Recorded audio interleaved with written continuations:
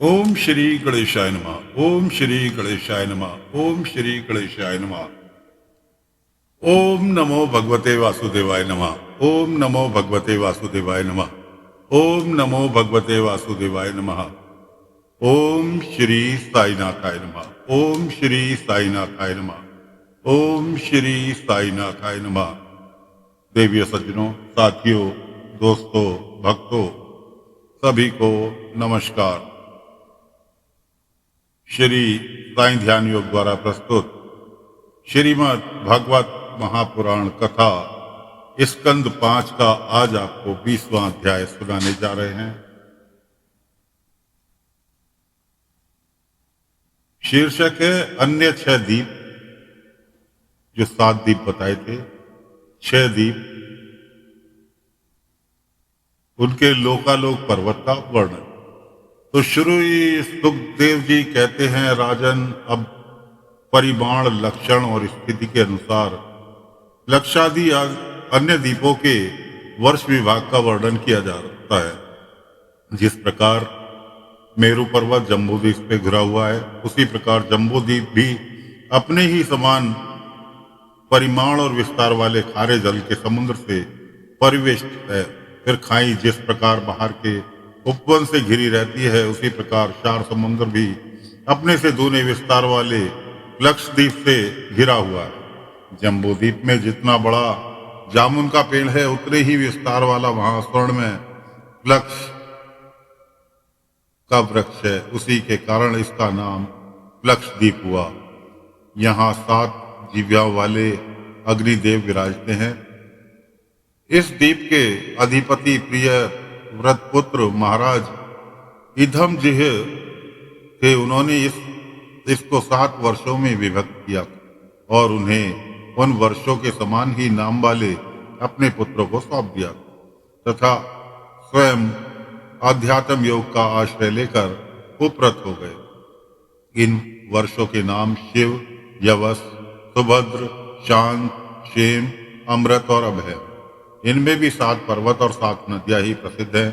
यहाँ मणिकूट, वज्रकूट, इंद्रसेन, ज्योतिष्मान, सुपूर्ण, हिरण्याष्टिव और मेघामाल, ये 7 मर्यादा पर्वत तथा अरुणा, निर्मा, अगिरसी, सावित्री, सुभ्राता, श्वेतंबरा और सत्यम्बरा, ये 7 महानदियां हैं।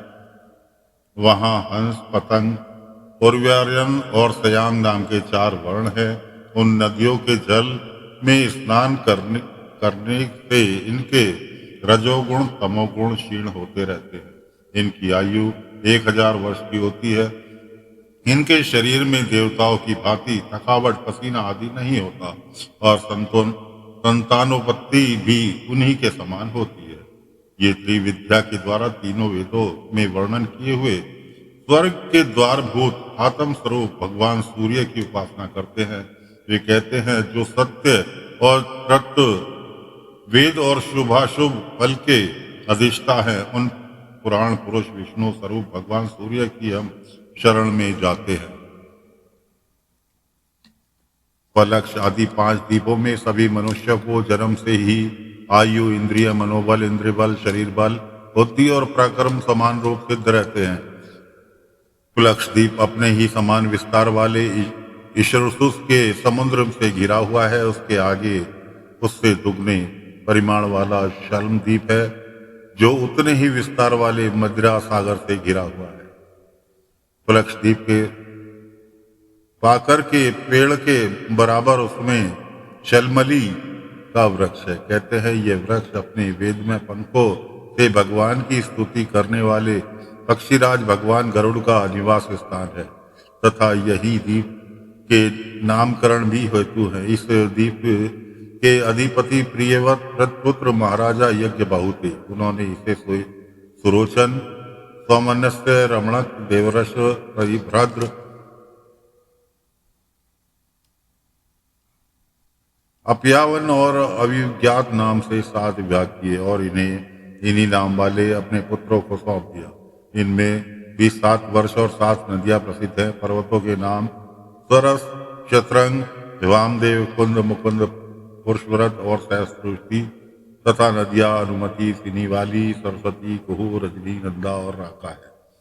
इन वर्षों में रहने वाले धुतधर, वीरधर, वसुंधर और इंद्रधर नाम के 4 वर्ण वेद में आत्मा स्वरूप भगवान चंद्रमा की वेद मंत्रों से उपासना करते हैं और कहते हैं, जो कृष्ण पक्ष और शुक्ल पक्ष में अपनी किरणों से विभाग करके देवता, पितर और संपूर्ण प्राणियों को अन्न देते हैं, वे चंद्रदेव हमारे राजा हों।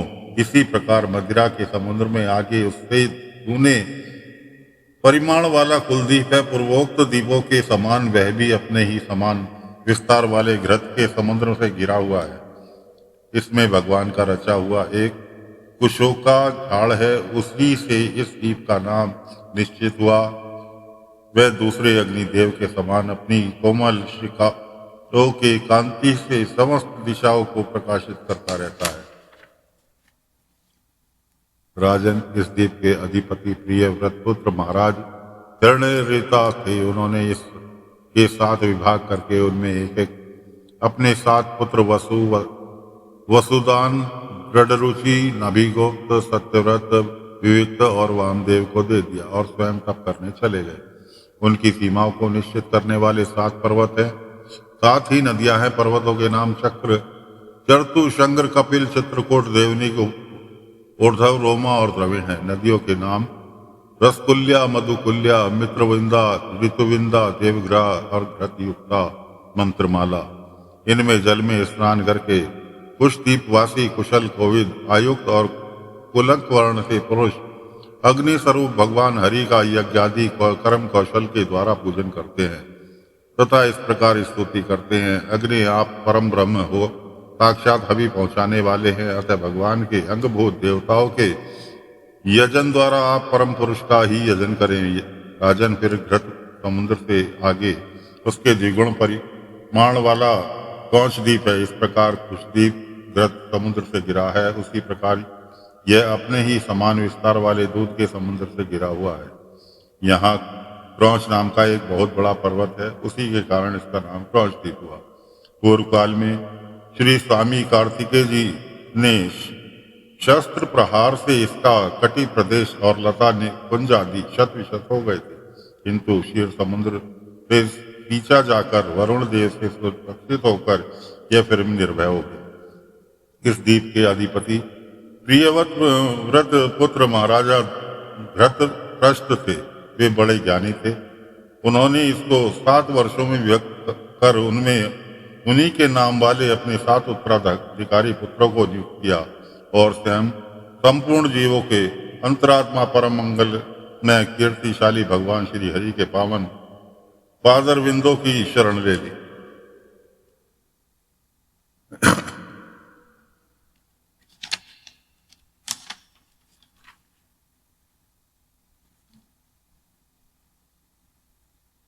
श्री सुखदेव जी कहते हैं, राजन, इसके आगे लोकालोक नाम का पर्वत है। यह पृथ्वी के सब और सूर्य आदि के द्वारा प्रकाशित और अप्रकाशित प्रदेशों में बीच में उनका विभाग करने के लिए स्थित है।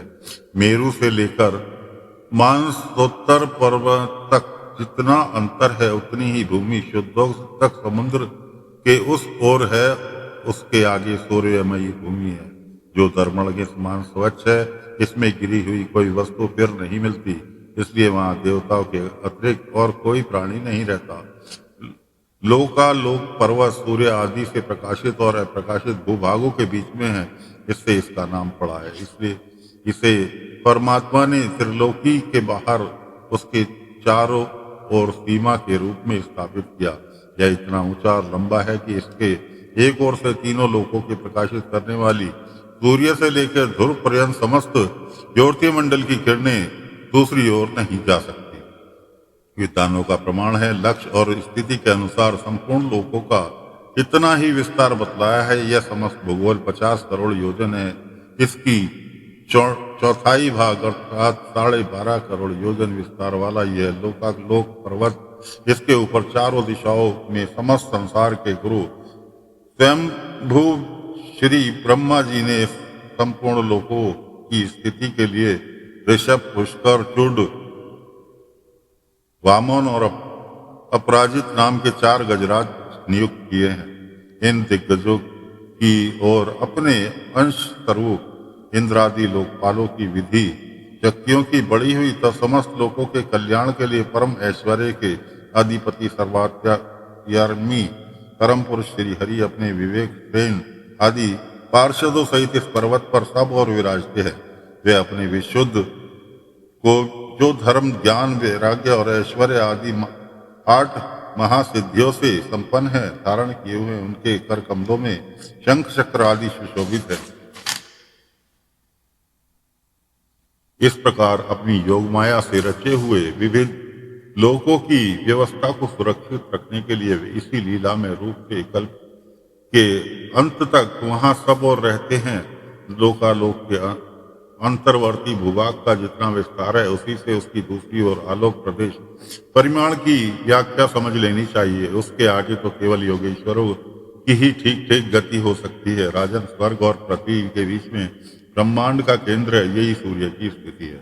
सूर्य और ब्रह्मांड लोक के बीच में सब और 25 करोड़ योजन का अंतर है। सूर्य इस मृत अर्थात मरे हुए अंड में वैराज रूप से विराजते हैं, इसी का नाम मार्तंड हुआ। ये हिरण्य में ब्रह्मांड से प्रकट हुए, इसलिए इन्हें हिरण्य गर्भ भी कहते हैं। सूर्य के द्वारा ही दिशा, आकाश, भूलोक, स्वर्ग और मोक्ष के प्रदेश, नरक और रसातल तथा अन्य समस्त भोगों का विभाग होता है। सूर्य ही देवता, त्रियक, मनुष्य, सरीसृप और लता वृक्ष आदि समस्त जीव समूह के आत्मा और नेत्रेंद्रिय की अधिष्ठा है।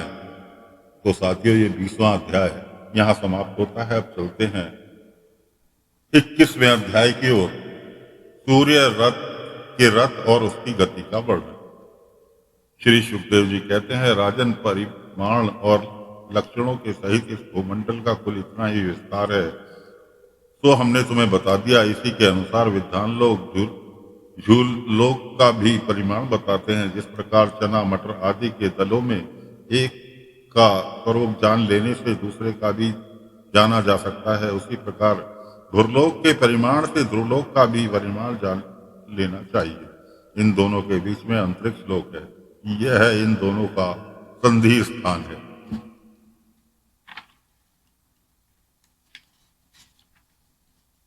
इसके मध्य भाग में स्थित ग्रह और नक्षत्रों के अधिपति भगवान सूर्य अपना ताप और प्रकाश से तीनों लोकों को तपाते और प्रकाशित करते हैं। वे उत्तरायण, दक्षिणायन और विष्णुवत नामावली क्रमशः मंद, शीघ्र और समान गतियों से चलते हुए समय अनुसार मकरादि राशियों में ऊंचे नीचे और समान स्थानों में जाकर दिन रात को बड़ा छोटा समान करते हैं। जब सूर्य भगवान मेष या तुला राशि पर आते हैं तब दिन रात समान हो जाते हैं। जब वृषादि 5 राशियों में चलते हैं तब प्रति मास रात्रियों में एक एक घड़ी कम होती जाती है और उसी हिसाब से दिन बढ़ते जाते हैं।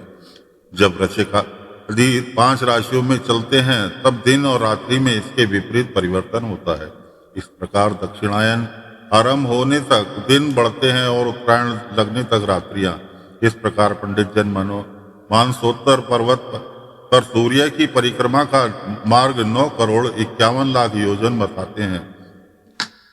उस पर्वत पर मेरु के पूर्वी की ओर इंद्र की देवधानी, दक्षिण में यमराज की संयमनी, पश्चिम में वरुण की निम्नलोचनी और उत्तर में चंद्रमा की व्यापारी नाम की पुरियां हैं। इन पुरियों में मेरु के चारों ओर समय समय पर सूर्योदय, मध्याह्न, सायंकाल और अर्धरात्रि रहते हैं। इन्हीं के कारण संपूर्ण जीवों की प्रवृत्ति या निवृत्ति होती है। राजन, जो लोग सुमेरु पर रहते हैं उन्हें तो सूर्यदेव सदा मध्यकालीन रहकर ही तपाते रहते हैं। वे अपनी गति के अनुसार अश्विनी आदि नक्षत्रों की ओर जाते हुए यद्यपि मेरु की को बाईं ओर रखकर चलते हैं तो भी सारे ज्योति मंडल को घुमाने वाली निरंतर दाई और बहती हुई प्रभय वायु द्वारा घुमा दिए जाने से वे उसे दाईं ओर रखकर चलने जान पड़ते हैं।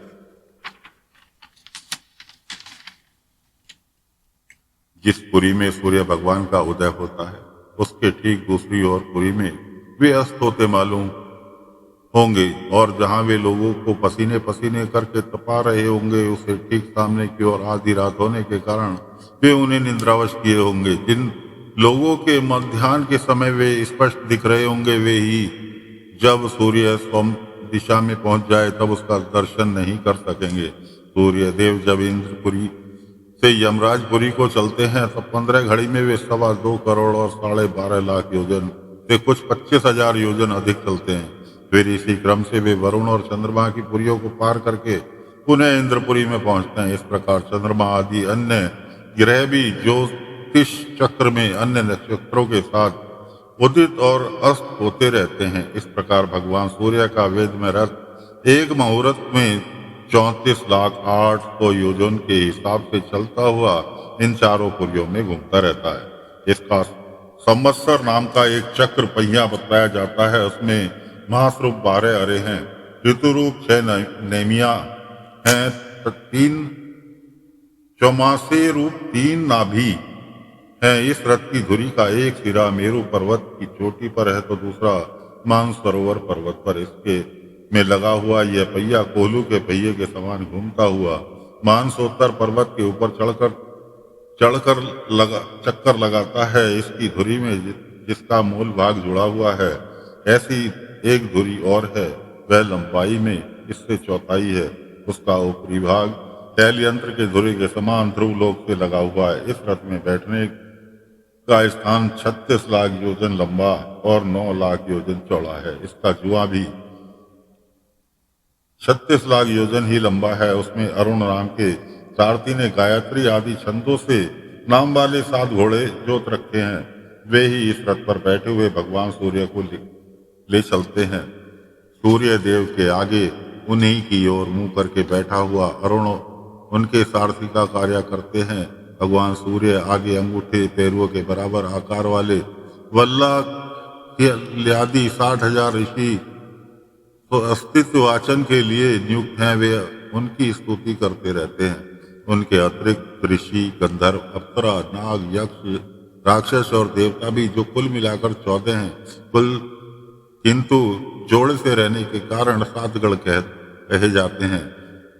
प्रत्येक मास में भिन्न भिन्न नामों वाले होकर अपने भिन्न भिन्न कर्मों से प्रत्येक मास में भिन्न भिन्न नाम धारण करने वाले आत्म स्वरूप भगवान सूर्य की दो मिलकर उपासना करते हैं। इस प्रकार भगवान सूर्य भूमंडल के 9,51,00,000 योजन लंबे घेरे से प्रत्येक क्षण में 2002 योजन दूरी पार कर लेते हैं।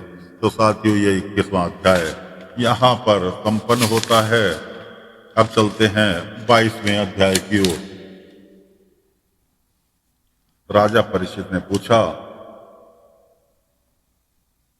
भगवान, आपने जो कहा कि यद्यपि भगवान सूर्य राशियों की ओर जाते समय मेरु और ध्रुव को दाईं ओर रखकर चलते मालूम होते हैं, किंतु वस्तुतः उनकी गति दक्षिणावर्त नहीं होती, इस विषय को हम किस प्रकार समझें? श्री सुखदेव जी ने कहा, राजन, जैसे कुम्हार की घूमते हुए चाक पर बैठकर उसके साथ घूमती हुई चींटी आदि की अपनी गति उससे भिन्न ही है, क्योंकि वह भिन्न भिन्न समय में उस चक्र के भिन्न भिन्न स्थानों में देखी जाती है, उसी प्रकार नक्षत्र और राशियों के उपलक्षित काल चक्र में पड़कर ध्रुव और मेरु को दाएं रखकर घूमने वाले सूर्य आदि ग्रहों की गति वास्तव में उनसे भिन्न ही है, क्योंकि काल भेद से भिन्न भिन्न राशि और नक्षत्रों में देख पड़ते हैं। वेद और विद्वान लोग भी जिनकी गति को जानने के लिए उत्सुक रहते हैं, वे साक्षात आदि पुरुष भगवान नारायण ही लोगों के कल्याण और कर्मों की शुद्धि के लिए अपने वेद में विग्रह काल 12 मासों में विभक्त कर वसंत आदि 6 ऋतुओं में उनके यथा योग्य गुणों का विधान करते हैं। इस लोक में वर्णाश्रम धर्म का अनुसरण करने वाले पुरुष वेदत्रिय द्वारा प्रतिपादित छोटे बड़े कर्मों से इंद्र आदि देवताओं के रूप में और योगों के साधना से अंतर्यामी रूप में उनकी श्रद्धा पूर्वक आराधना करके सुगमता से ही परम पद प्राप्त कर ले सकते हैं। भगवान सूर्य संपूर्ण लोकों के आत्मा है। वे पृथ्वी और ध्रुवलोक के मध्य स्थित आकाश मंडल के भीतर काल चक्र में स्थित होकर 12 मासों के भोगते हैं और जो संवत्सर के अवयव हैं और मेष आदि राशियों के नाम से प्रसिद्ध हैं। इनमें प्रत्येक मास चंद्रमा से शुक्ल और कृष्ण दो पक्षों का पितृमान से एक रात और एक दिन का तथा सौरमान से सवा दो नक्षत्र का बताया जाता है। जिसने काल में सूर्य देव इस संवत्सर का छठा भाग भोगते हैं उसका यह अव्यव ऋतु कहा जाता है। आकाश में भगवान सूर्य का जितना मार्ग है उसका आधा वे जितने समय में पार कर लेते हैं उसे एक अयन कहते हैं तथा जितने समय में अपनी मंद और तीव्र गति समान गति से स्वर्ग और पृथ्वी मंडल के सहित पूरे आकाश का चक्कर लगा जाते हैं उसे अवान्तर भेद से संवत्सर परिस्पर इडावस्तर अनुवस्तर अथवा वस्तर कहते हैं। इसी प्रकार सूर्य की किरणों से 1,00,000 योजन ऊपर चंद्रमा है तो उसकी चाल बहुत तेज है, इसलिए वह सब नक्षत्रों से आगे रहता है। यह सूर्य के एक वर्ष के मार्ग को एक मास के मार्ग को सवा 2 दिनों में और एक पक्ष के मार्ग को एक ही दिन में तय कर लेता है। यह कृष्ण पक्ष में क्षीण होती हुई कलाओं से पितृगण के और शुक्ल पक्ष में बढ़ती हुई कलाओं से देवताओं के दिन रात का विभाग करता है तथा 30 मुहूर्त में एक एक नक्षत्र को पार करता है। अनन्यमय और अमृतमय होने के कारण यही समस्त जीवों का प्राण और जीवन है। ये जो 16 कलाओं युक्त मनोमय अनंतमय अमृतमय पुरुषवत रूप भगवान चंद्रमा है, यही देवता पितर मनुष्य भूत पशु पक्षी सरीसृप और वृक्षादि समस्त प्राणियों के प्राणों को पोषण करते हैं, इसलिए इन्हें सर्वमय कहते हैं।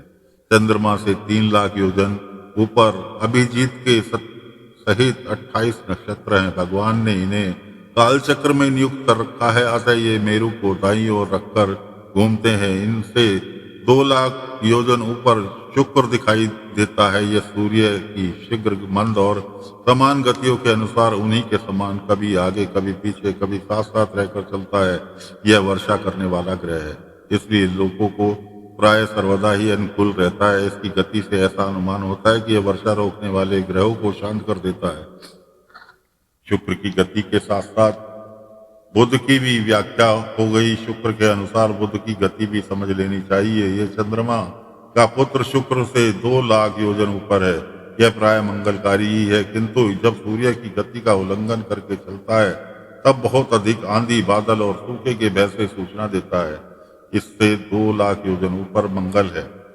वह यदि वक्र गति से न चले तो एक एक राशि को 3-3 पक्षों में भोगता हुआ 12 राशियों को पार करता है। यह अशुभ ग्रह है और प्राय अमंगल का सूचक है। इसके ऊपर 2,00,000 योजन दूरी पर भगवान बृहस्पति जी हैं। ये यदि वक्र गति से न चले तो एक एक राशि को एक एक वर्ष में भोगते हैं। ये प्राय ब्राह्मण कुल के लिए अनुकूल रहते हैं। बृहस्पति से 2,00,000 ऊपर शनिचर दिखाई देते हैं। ये 30-30 महीने तक एक एक राशि में रहते हैं, अतः इन्हें सब राशियों को पार करने में 30 वर्ष लग जाते हैं। ये प्राय सभी के लिए अशांति कारक है।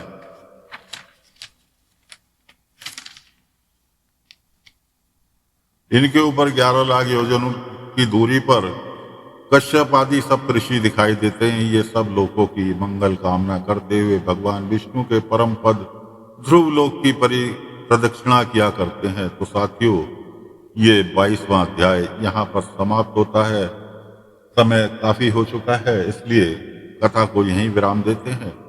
अगले अंक में आगे की कथा लेकर फिर हाजिर होंगे। आज आपको सुनाया भूमंडल, ये भूमंडल में कौन कहाँ स्थित है, सूर्य देव कहाँ, चंद्रमा देव कहाँ, शुक्र कहाँ, शनि कहाँ, बुध कहाँ, बृहस्पति कहाँ, इन सभी का आज आपको वर्णन सुनाया। मेरे किसी भाई की समझ में ना आया हो तो हमें कमेंट करके जरूर बताएं, ताकि कि उनकी त्रुटि का शुद्धिकरण कर सके। फिलहाल आज्ञा चाहते हैं। ओम नमो भगवते वासुदेवाय नमः। ओम नमो भगवते वासुदेवाय नमः। ओम नमो भगवते वासुदेवाय नमः। ओम श्री साईनाथाय नमः। ओम श्री साईनाथाय नमः। ओम श्री साईनाथ।